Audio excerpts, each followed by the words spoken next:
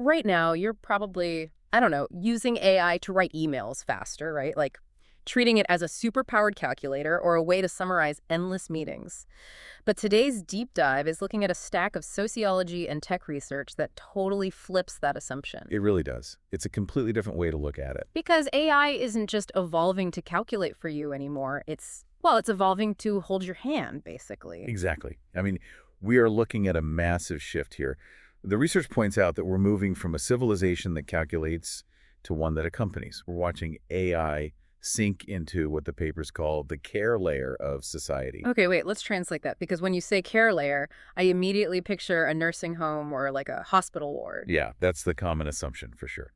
But the research uses the term social reproduction, which is, a very dense academic way of saying it's all the invisible daily work it takes to keep humans functioning and ready for society each day. Like the stuff that keeps you from just breaking down or becoming completely isolated. Right. It includes childcare, dealing with public administration, or even just managing daily decision fatigue.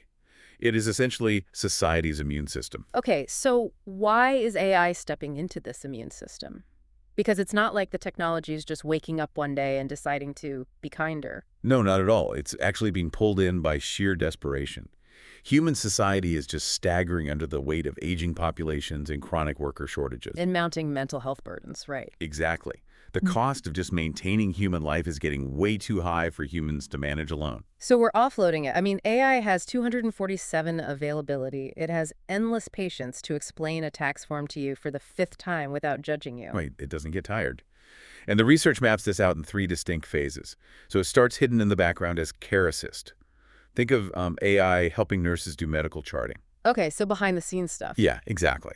Then it moves to the contact surface of your daily life as a care companion. This is, a health tracker, a learning assistant, or just a chatbot you vent to about your commute. Hold on, though.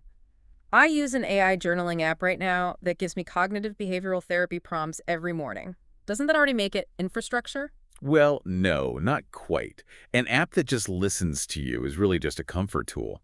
The transition to actual care infrastructure depends entirely on something called institutional pathways. Okay, walk me through that. What does an institutional pathway actually look like for the listener using that app? Okay, imagine your journaling app doesn't just listen to you vent about your anxiety. Right. Instead, it processes your wearable data, realizes you haven't left the house in 3 days, and then it automatically books a telehealth appointment with a real doctor. Oh, wow. Yeah, and maybe it even pauses your stressful work notifications.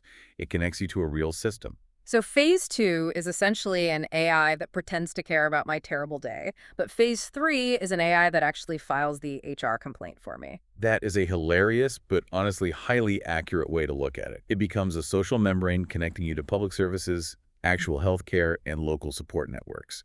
But if AI becomes our social membrane, a flaw in that system doesn't just mean a crashed app.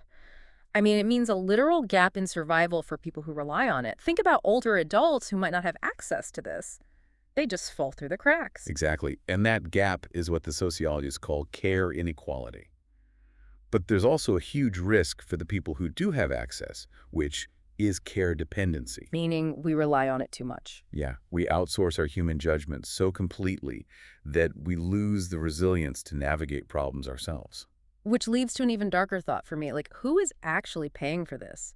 Because if companies are monetizing our loneliness, how does that work behind the scenes? Well, to monetize care, the system actually has to keep you slightly vulnerable. Wait, really?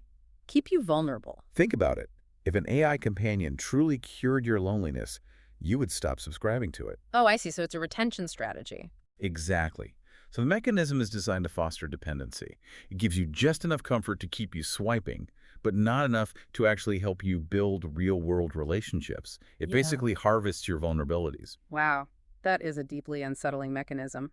But it makes sense why it's happening. AI is stepping in because the burden of maintaining our complex society is just too heavy. Right. It isn't just replacing labor anymore. It's sinking in to become the literal scaffolding holding up human life. The intelligence of our systems and the care of our society are basically becoming completely inseparable at this point. Yeah, they really are. Which brings us back to that immune system idea.